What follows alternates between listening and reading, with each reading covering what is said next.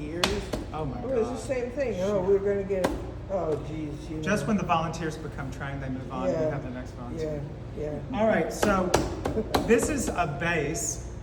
So imagine my moon jar-ish thing, and then I want the base to carry it into a more of a narrow, from the round into a narrow, and then flare out again. So the narrowness and the flare are going to be in this object. We're making the bottom part of The third, pedestal of a. there's going to be 4 pieces, yeah? Yeah, And if you think of the Greek crater, where's your little crater? right, it's gonna be. It's got a like base, two sections for the body, a third for the crater top. Fourth for the crater top, but the pedestal is in the, it receives this round curve from this bottom. Pedestal. Sorry, I just wanted to- It's really a foot, a pedestal foot. Okay, so same dealio, we got to center the clay.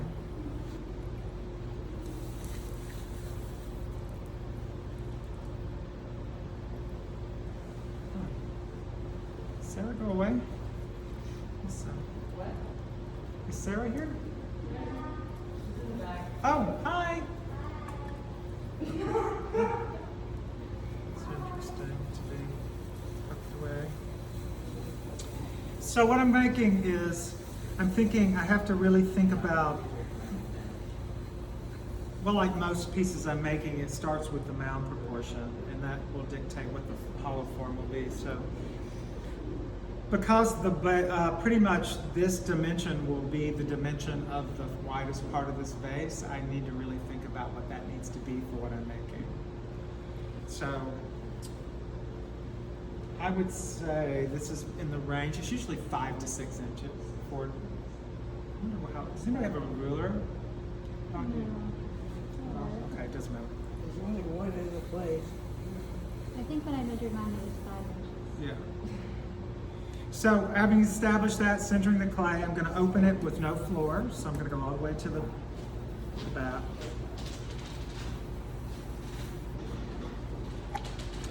So now what I want to do is bend at the knuckle and push out to open a groove of space. Usually I use my sponge to receive the action so it stays on center. Every action has a counterpoint to keep the clay centered. So I'm going to bend at the knuckle and push to open it at the base and at the same time keep this opening small. So it's really like bend at the knuckle and push without opening the top.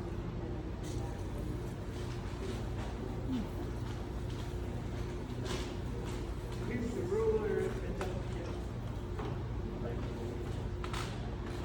Oh.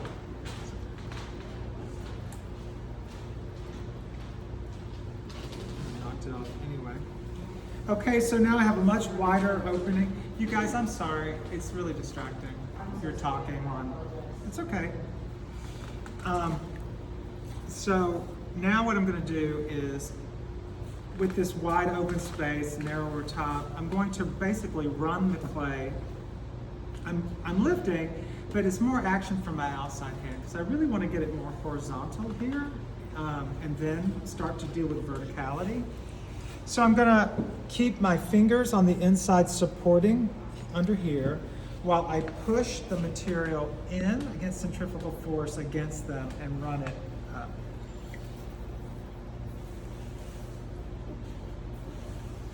My hands are so slimy, I don't know what I'm doing.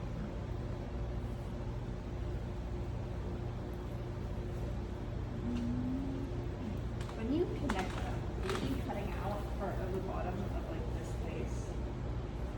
Because it has, can't think of the word, it has a bottom and that also has a bottom.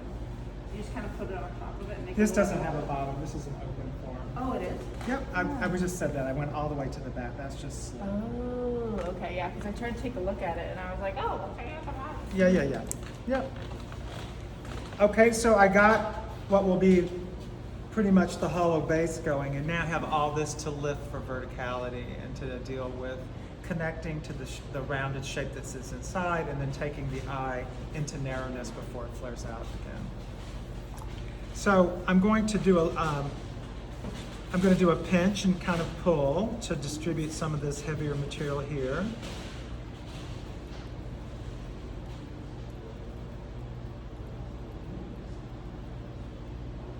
I do not want this to be too thin. If it could be this thickness, it would be good.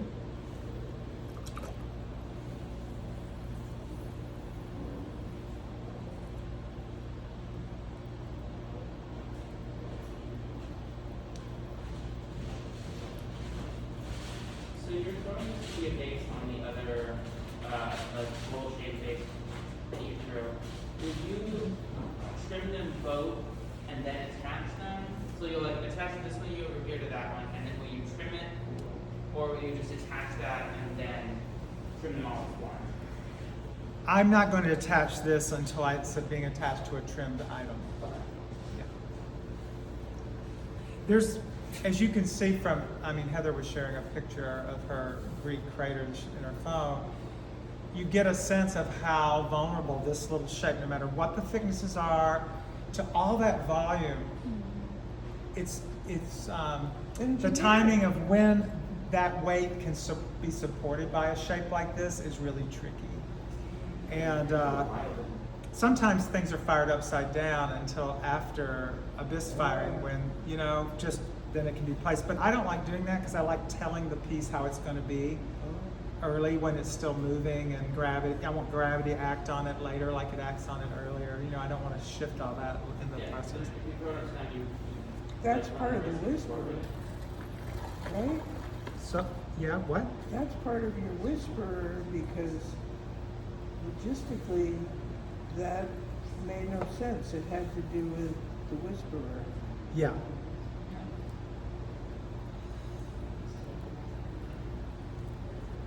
So one thing I can do when I think of this is, so this is going to really extend, the curve is going to really extend past here. But I really want to think of a connection I can leave here that will receive a curve better. So it might, so there's more shared material between this form and the bottom of this form. So I can, it's almost like making an egg cup. I was gonna say. Egg cup? Just like that, yeah. But you really want, you know, my egg is not going to fit inside. But I'm going to really think of opening this here just a little bit, so that a flatter curve can connect there. Somewhere. Yeah. You can just trim that if you were doing it with foils, so it adds length. Yes. And I might just roll this out a little bit more, just to flare it out a little bit more.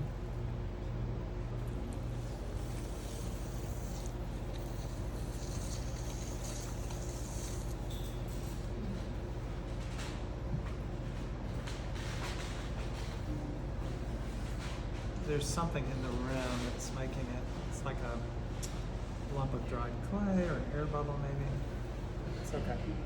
Be careful, just because yesterday when I was working, I had a little lump of my clay and there's a piece of glass. It's probably not what it is, but be careful. Okay, that's That's unusual. concerning on our end. Yeah, it was probably plaster is what it was. Yeah, the African ladies are always pulling chunks of something out constantly. Like, we're spoiled. Yeah, I'm sure. Yeah. Yeah.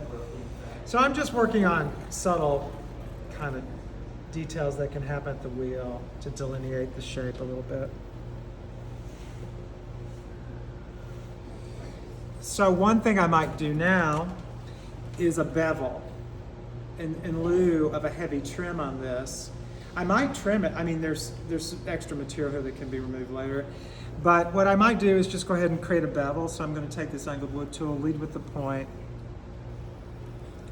and then just... So now there's a place for the glaze to stop, and the raw clay can disappear from view. So it's just recessed. Oh, gotcha.